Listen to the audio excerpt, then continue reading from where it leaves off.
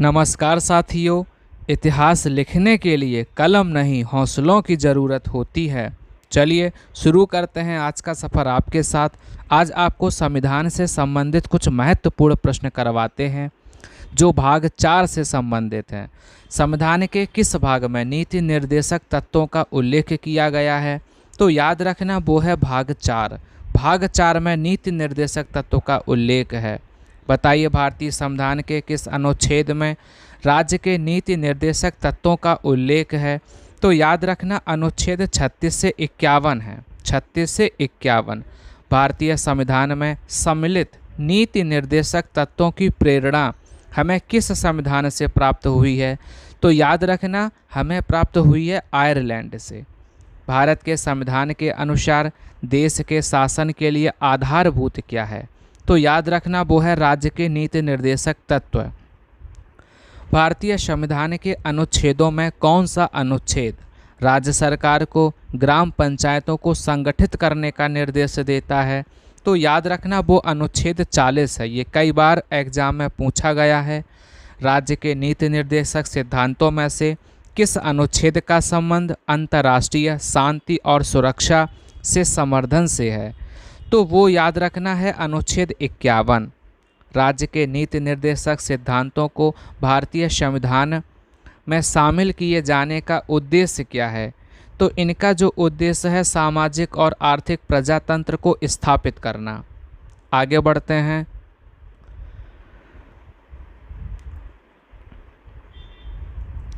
कल्याणकारी राज्य की संकल्पना का समावेश भारत के संविधान में किस में है? बताइए भाई किस में ये रखा गया है जिससे कल्याणकारी राज्य की संकल्पना का समावेश हो?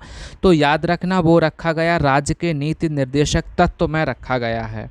जितने भी प्रश्न आपको करवा रहा हूँ इनको अच्छे से आप एक जगह नोट करिए, अच्छे से इनका रिवीजन करिए, तैयार करिए। समान कार्य के लिए समान वेतन भारत के संविधान में सुनिश्चित किया गया है। बताइए किसका अंग है? याद रखना राज्य के नीति निर्देशक सिद्धांतों का अंग है। भारतीय संविधान का कौन सा अनुच्छेद भारत की विदेश नीति से संबंधित है? तो वो है अनुच्छेद 51। मूल कर्तव्यों का उल्लेख संविधान में कब किया गया? बताओ मूल कर्तव्यों का उल्लेख कब किया गया? तो जो 42वां संविधान संशोधन है याद रखना उसमें उल्लेख किया गया। मौलिक कर्तव्य को भारतीय संविधान में किस देश के संविधान से लिया गया? याद रखना मौलिक कर्तव्य को सोवियत संघ से लिया गया है। 42वां संविधान संशोधन कब हुआ? बताओ ये 42वां संविधान संशोधन कब हुआ? तो आपको पता होना चाहिए 42 से 426 यानी 1976 में हुआ।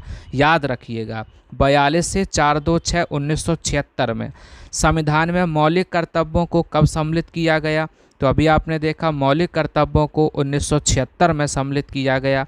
मौलिक कर्तव्यों को संविधान के किस अनुच्छेद में रखा गया? वो कौन सा अनुच्छेद है? याद रखना 51 का है। क्या है? 51 का, जिसमें मौलिक कर्तव्य को रखा गया। कौन सी एक समिति ने नागरिकों के मूल कर्तव्य को संविधान में सम्मिलित करने की अनुशंसा की थी? तो वो समिति है स्वर्ण सिंह समिति। भारत के संविधान के किस भाग में मौलिक कर्तव्य का वर्णन है? कौन से भाग में है मौलिक कर्तव्य का वर्णन? याद रखना भाग 4A। भाग 4A में मौलिक कर्तव्य का वर्णन है। 42वें संविधान संशोधन के 10 आचार आदर्शों को किस नाम से जाना जाता है? तो याद रखना मौलिक कर्तव्यों के नाम से जाना जाता है, मौलिक कर्तव्य के नाम से। 1976 में 42वां संविधान संशोधन द्वारा नागरिकों के लिए कितने मौलिक कर्तव्य निश्चित किए गए? याद रखना वो हैं 10। वर्तमान में संविधान में कुल कितने मूल कर्तव्य हैं? बताइए वर्तमान में कितने मूल कर्तव्य हैं? याद रखना वर्तमान में 11 हैं। कितने हैं? 11। आइए आगे बढ़ते हैं। 11 मौलिक कर्तव्य कब जोड़ा गया? बताओ ये जो 11वां मौलिक कर्तव्य है ये कब जोड़ा गया? तो 1 और 1 2 याद आया होगा। 2002 में मौलिक कर्तव्य जोड़ा गया। 11वां मौलिक कर्तव्य किस संविधान संशोधन के द्वारा जोड़ा गया? बताओ वो कौन सा संविधान संशोधन है? तो यह है 86वां संविधान संशोधन। कौन सा है? 86वां संविधान संशोधन है। 86वां संविधान संशोधन किस वर्ष हुआ था? बताओ ये संविधान संशोधन किस वर्ष हुआ था? याद रखना ये 2002 में हुआ था। कब हुआ था? 2002 में, जिसमें 11वां मौलिक कर्तव्य जोड़ा गया। बताइए संविधान में 11 मौलिक कर्तव्य कौन सा जोड़ा गया? 11वां कौन सा मौलिक कर्तव्य है? याद रखना 6 से 14 वर्ष तक के बच्चों को शिक्षा के आसार उपलब्ध करवाना, ये 11वां मौलिक कर्तव्य है।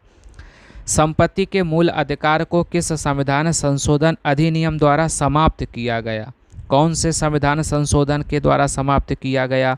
तो याद रखना 44वें संविधान संशोधन अधिनियम के द्वारा संविधान समाप्त किया गया।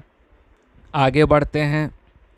संविधान ने संसद को कुछ विशेष मूल अधिकारों को प्रभावी बनाने के लिए कानून बनाने की शक्ति किस अनुच्छेद के तहत प्रदान की है?